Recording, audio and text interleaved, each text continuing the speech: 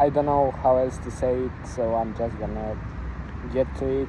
I think I found the perfect way to do content, at least for me. I think I found the right type of content that I wanna do from now on. In my last video, I spoke about what I was doing wrong before and what I was trying to do in that video, and from the next ones as well. And I realized it was the right thing. After I looked back at the content that I filmed that day, and I was actually proud of how it turned out. I was fulfilled with all I've said. I didn't have any leftover things that I didn't say because I forgot about them. I just spoke relaxed, and I didn't think about anything else besides just sharing what's coming to my mind about certain subjects. And I was so happy with the video that I even started editing it, and I was still happy with how it turned out. I think it's one of, if not the best video I've ever filmed in terms of the actual content. The thumbnail I will put to it, I hope it will also match the vibe of the video, so it gets to more people and more people see it. But I'm really happy that I found the right way to do content for me. And now that I know how I want to speak and how I want to do content, I'm just gonna tell you what's been happening since I last filmed a video. It's been 4 or 5 days since we messaged the barbershop. They still haven't answered. They haven't even seen the message.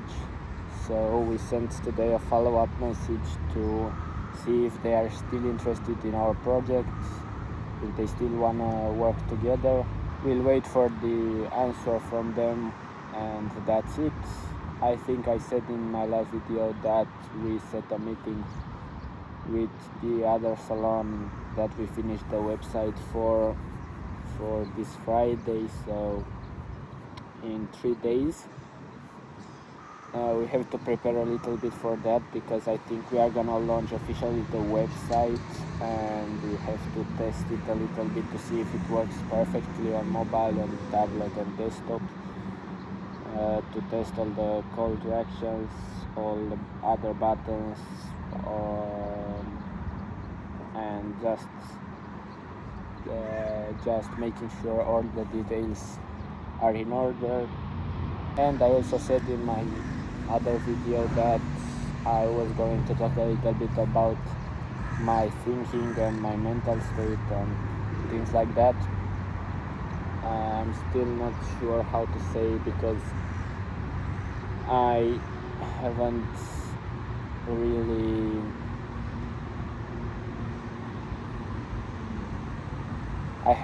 got it right in my mind perfectly, so I can't talk about it too much. But what I realized after talking for some time with my friend, like we spent 2 or 3 days one after another talking 2 or 3 hours about this subject, and I realized that I tried changing the person besides me, whether it was him or other friends I have.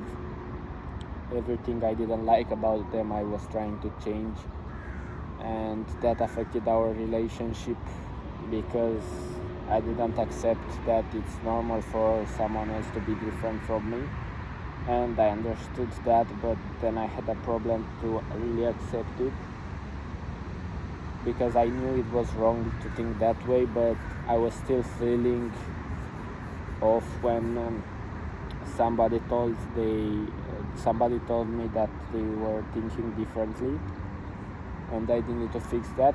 And I saw right after those discussions a short from Hormozy where he said that a great person will love or appreciate a certain part of another person and will make sure that he can learn anything from everyone. Like, he has the smallest thing to learn, even from the worst person. And I really saw that short at the right time, because I had all those discussions with my friend, and then that came, and I watched also a podcast with Alex Hormozi and Tony Robbins about Alex Hormozi mental state. And I noticed that actually this week I was feeling so much better, because when I was talking to someone, I was just able to appreciate the good part about them. I was enjoying the conversation without thinking about their bad parts or the things I didn't like about them or I didn't agree with them, and that just made me happier basically. And I need to find the balance between leaving a discussion or letting my friend be it, or insisting on something because I really think that he's doing something wrong. If you find the balance to this, where you insist on the right things when you really should keep going and not stop, because it will help them, and there are other times when you just have to drop it and let them figure it out. And if you can do that, I think you can have a healthy relationship with your friend, with your business partner, or your girlfriend, boyfriend, or whatever. So yeah, this is basically what I'm trying to do. After all the conversations I had in the last week with my friend, I'm just more open-minded. I realized a lot of things about how I was treating people and why I was saying certain things. And I think I said already, I feel so much better, more relieved knowing that, or not knowing, but realizing that he might be a little bit different from me. I'm a little bit different from me, and I really wouldn't like it if someone else tries to change me. Also, another thing that I can say from Hormozi, I know I've been quoting him a lot, but he says a lot of great things. He said that the most important thing that his wife had when they met was that she wasn't trying to change him, and seeing that and how much he values it, I think most of the time the other person will really appreciate that. So that's what I'm gonna do from now on. Something else I spoke to my friend was about how the words you attach to certain emotions or certain memories determine how you react in the future. And also a quote from Tony Robbins, or a part of a podcast, and I'll quote him. Someone comes to me and they ask for advice, and I ask them what happens.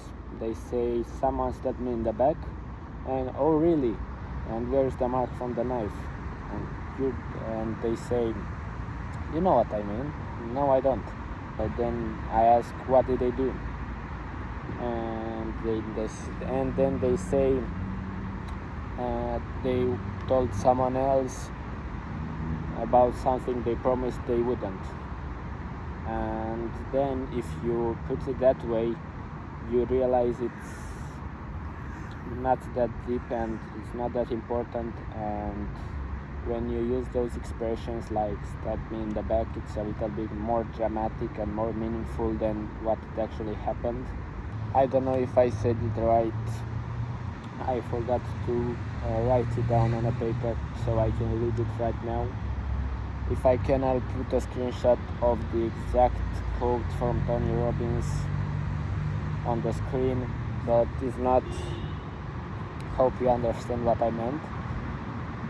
But to make it shorter, don't attach certain metaphors to certain things that happened, because it will make it worse from that moment on. And basically what I'm trying to say is that words escalate the emotions. That's the only way to put it easier. So don't attach meaningful or strong words to certain things that happen to you, because they will just amplify the emotion that you felt in that moment. Also, I said in the last video that I want to show you the background here where I'm filming, and I tried doing that, but if I did that I wouldn't fit in the picture, so I chose to keep it the same where you can fully see me, and I'll show you better what I'm seeing here. It's actually beautiful and amazing, and I just feel way better, way more relaxed to talk here, and it feels like just having a conversation with a friend on a bench, and it just keeps the natural style of content that I want to do, and hopefully it feels the same way to you, because I felt relieved that I finally found the type of content that I wanted to do, because now I don't have to worry about what I'm gonna film or how it's gonna turn out, or have I forgot anything I wanted to say. And now I can just film whenever I want. Like if I feel today that a lot of thoughts came to my mind, and I gathered too much and I'll forget some of them, I'll just stay on a bench and film it. And in that way, if I don't set myself or I don't prepare that much for a video, I'll just say the things that come to my mind, and I won't worry about forgetting anything. Also, I forgot to mention that we need to be looking into AIs that are able to build websites, because I also saw from Alex Hormozy, as you can guess, a short helping a business owner that was also doing the same thing as us with websites. He was doing 20 something million in revenue per year, and he was worried that AI might take his business, and we need to be looking into that. Maybe we can be implementing more AI into our business. Maybe it can build the basic structure, and then we'll just finish up with the details, and we'll be able to finish our website faster. Or maybe it can help us do something else more than we actually use it right now. We'll have to look into it. And Alex Hormozy said that owner should just try learning AI and how to use it, and reduce headcount, meaning employees, by 50% after he sees an improvement. So what we have to do is search and document about AI to see how it can help us, and instead of being scared it will take our business, just try accepting it and use it to our advantage. And what I forgot to say is that I think in order to create good content or great content or whatever, you have to define what type of content you want to do, for who is it for. And if you can set that, then you'll probably make decent content, and then it's your job to improve on it. And how I would define my content, if someone asked me, I would say I make vlogs, and at the same time I'm trying to share my business experience, documenting my life while creating a business, meaning that I share my life exactly how it is, and also share the details about the business, and that's it. And the reason I'm so happy for all of this is that it reminded me of what I was trying to achieve when I first started posting on YouTube, I remembered what I really started for, and that's why it feels so good to finally come back to that and create better content than when I started. And I think that was it for today. I don't think I have anything else to say. I really appreciate you watching, and if you enjoyed it, please make sure to like and subscribe, and also leave a comment if you have anything to say, and I'll see you in the next one.